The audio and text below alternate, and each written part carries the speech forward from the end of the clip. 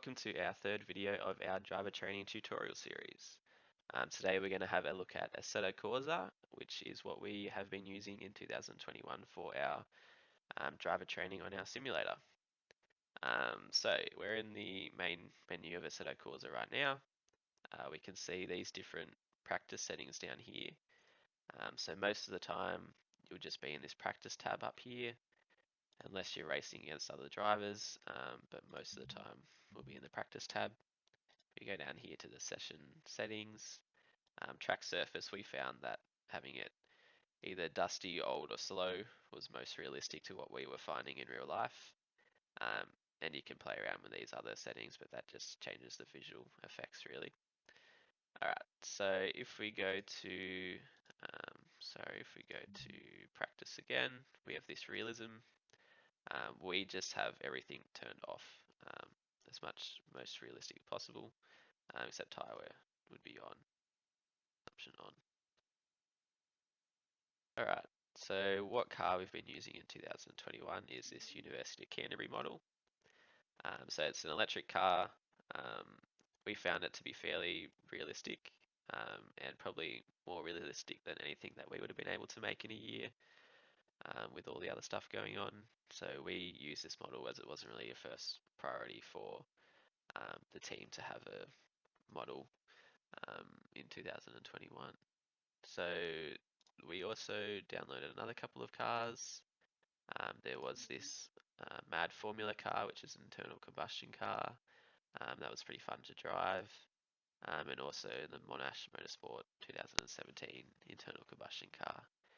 But they weren't found to be as good in terms of realistic electric car, obviously, as the Canterbury model. So we'll go back to that one.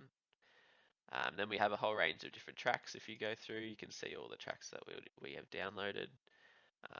Some of them that we've made in Racetrack Builder, some of them that we've downloaded from Race Department, which is an online database where people post either their tracks or cars for anyone to download.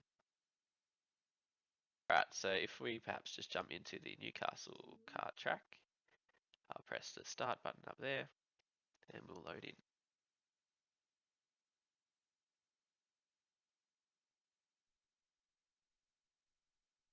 Alright, so we've loaded into the Assetto Corsa menu here. If we go to the spanner here, we can check the settings. So at the moment, you'll see that we don't have any save settings under this Newcastle kart circuit. And that is something that's quite annoying with Assetto Corsa, is that they save the settings based on the individual circuit.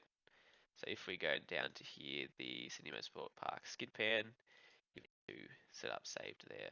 So if I load that one in, I've now loaded my EV2 setup. That is something that's annoying, that we haven't worked out a way to have the setup saved as default, so we've just been loading it every time. That's potentially something that could be looked into in the future. One shortcut we did follow, however, was if we get File Manager up, if we go into Documents, Assetto Corsa, so not in your Steam folder, but in your locally saved Assetto Corsa data, we can then go down to Setups here for our University of Canterbury model.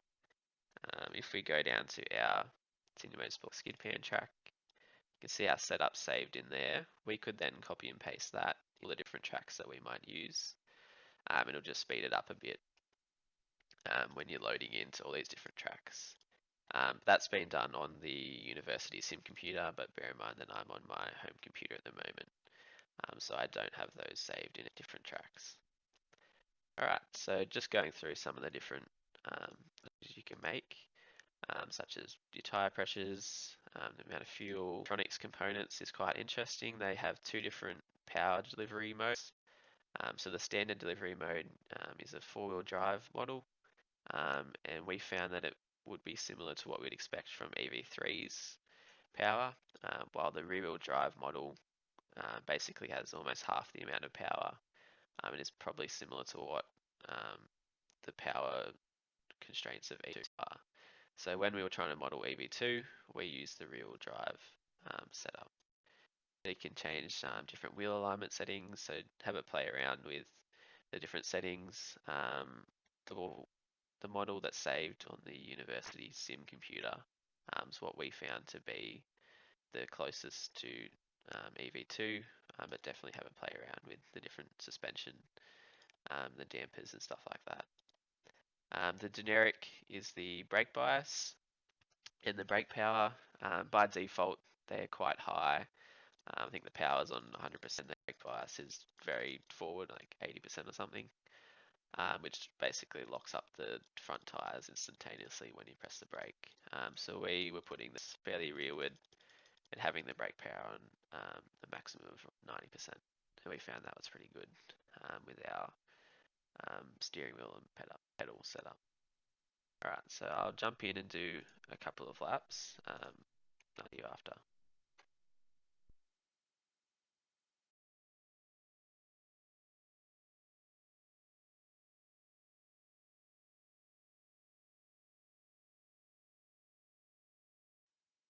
Alright, so if we head back to the pits and go to the icon, you can see your lap times there. So I have my two.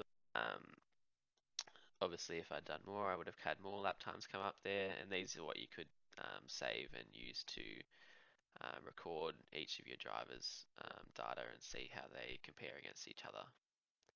Alright, so if we go back to the main menu,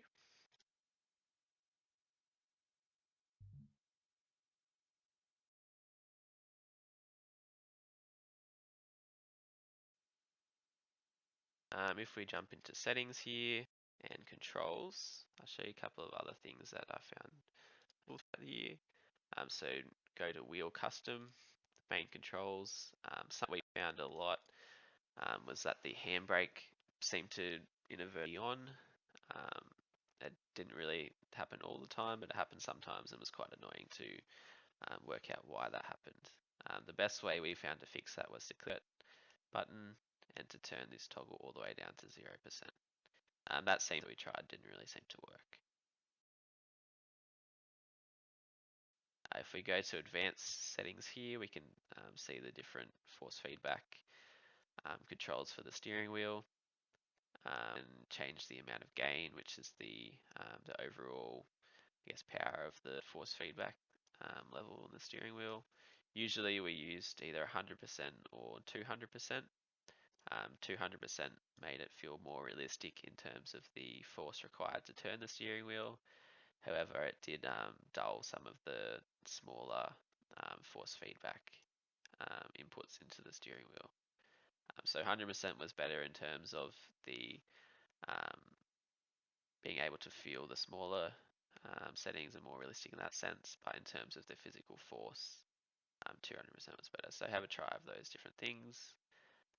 And then the rest of these, we found that these were kind of the best setups that we had. So turning all the ABS and the slip effects, curb effects off. This enhanced understeer effect we used occasionally throughout the year. It does what the name suggests, it enhances the understeer effect. We found this was useful for drivers that perhaps tended to steer too much, because that made them slow down their steering, slow down their hands a lot, and helped them to improve in that way. And then we left all these others pretty much as the defaults, and they were pretty good. Alright, so that's pretty much all I had for this video. Hopefully you learned a few things about Assetto Corsa, and you can definitely have a bit of a play around and see what other features are also available. And I'll see you in the next video.